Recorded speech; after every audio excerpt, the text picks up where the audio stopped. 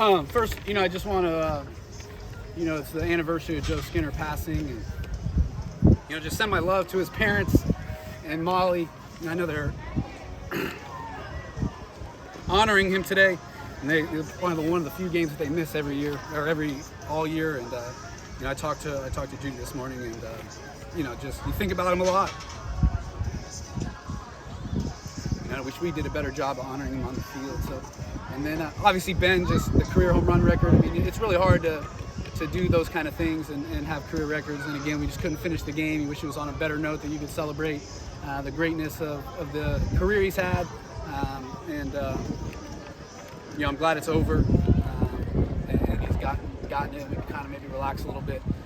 And then today we just it's a tough loss. I mean, guys had to gut some stuff out and come back on short rest and do all those kind of things. And but we just pitched terribly. We just couldn't get ahead.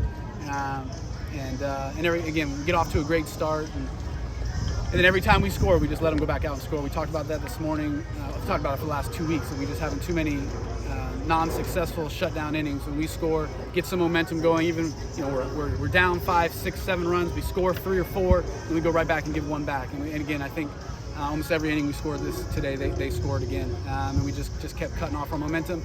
And then we just had a bunch of older guys that just couldn't get the job done when we needed it. We could have scored 20 runs today. We just left way too many guys on base and just non-competitive at bats when we really needed it. And every time we got a little momentum going, we get second and third, 1 out, bases loaded, no outs, score some runs. We should be able to put the game away, and we just get terrible at bats. And when you add all that stuff up together, I mean, defensively, cost us a run or two, just not being able to turn routine ground balls into double plays and things like that. So it was just a little bit of everything. And I know, again, on the mound, we're just running on fumes today. But so were they. And they had plenty of guys with 10.5 ERAs that figured out how to get outs, and we just didn't. What has Cam got to do to extend his outings? I know he's a lot of potential, but give you 4 or 5 innings. Yeah, I mean, just land off speed for strikes. I mean, the big thing today for him was just not being able to land the curveball enough for strikes, and just getting behind in the count.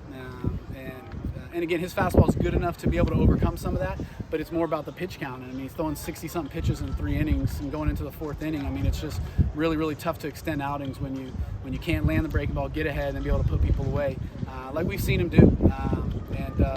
Again, in tough conditions today, but we got to be better and figure it out. You mentioned the starters not being able to go deep over the 3-game series, and that just kept putting pressure on your bullpen. Yeah, I mean, that should be every offense's goal, is to try to get starters out, and we talk about it all the time in offensive meetings. Get to the bullpen, try to wear them down, even if it's a loss on a Friday. If you can get some guys in the game and wear them down and have to go down the line with pitchers. But I thought both teams kind of did that. I mean, we did a great job of working guys and making them raise their pitch counts offensively, but we couldn't get the big hits. And again, like, we're just when you got to gas the bullpen 2 days, like it's tough on Sunday to try to get outs. And again, we had Stags, Kramer really had limited pitch numbers today, and we tried to use them for those in the biggest moments, and it just didn't work. With Ben McCabe, what was it like, just, I guess, going back recruiting him, and did you see him like having a record-breaking kind of career like this? No, I don't think you ever see that stuff. I mean, it's so hard recruiting kids so early. I mean, you're just hoping that some of them are good, and so I don't think you really know, especially at the catching position. Like, I knew he had some backside power that I saw him hit some deep balls or home runs, into right field when he was in high school and stuff. But really, you're recruiting that position to catch. So I don't think you ever really.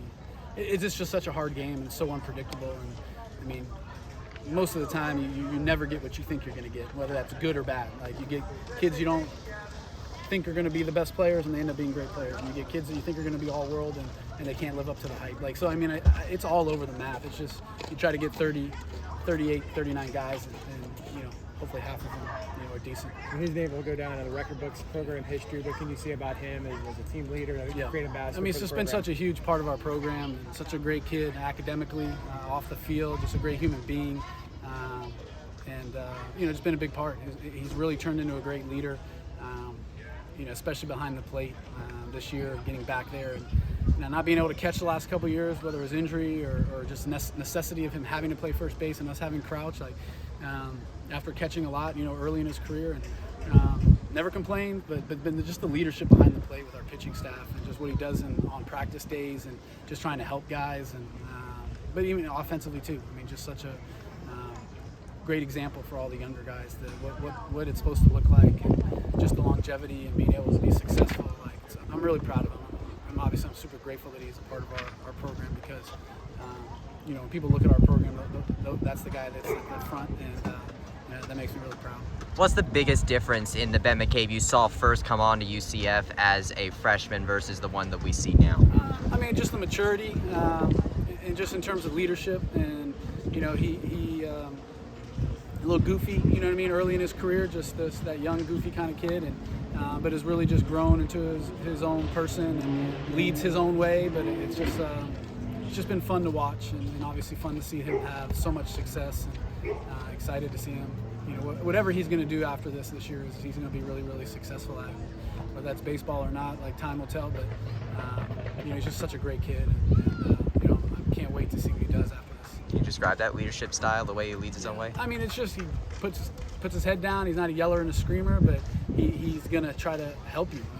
He's not just saying, like, figure it out. Like, he's going to be there right every step of the way with you and try to help you and try to make you better. And he understands that it's not just about him being great, but how do you make others, how do you make yourself great? We talk about lift everybody below you and try to make them better with you and take them with you, not the guy that is just worried about himself or chasing this record or chasing numbers or chasing the draft. Like, he's really trying to get better and bring his teammates with him, which is the ultimate, to me, the ultimate compliment.